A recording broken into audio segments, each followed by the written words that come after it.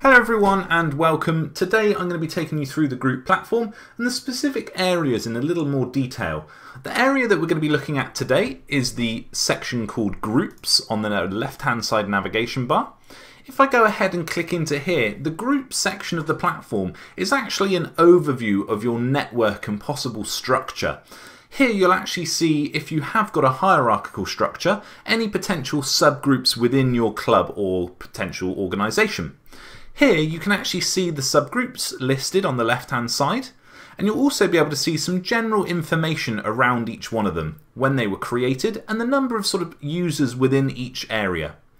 I can see that the subgroup at the bottom here has actually got an additional group within it, and I can actually click onto here and view those subgroups within the subgroup. Here I can actually see the name of it, and again a bit more general information around sort of the number of users within each one. I can actually come across and filter these down as well, and if I am back at the sort of main area of the Groups platform with all of my sort of potential subgroups and other organisations, I can filter this list down trying to find specific areas and can do that via a name. I can also export this out via a CSV nice and quickly to gather data on each one of the clubs, and I can do that at the bottom of the page.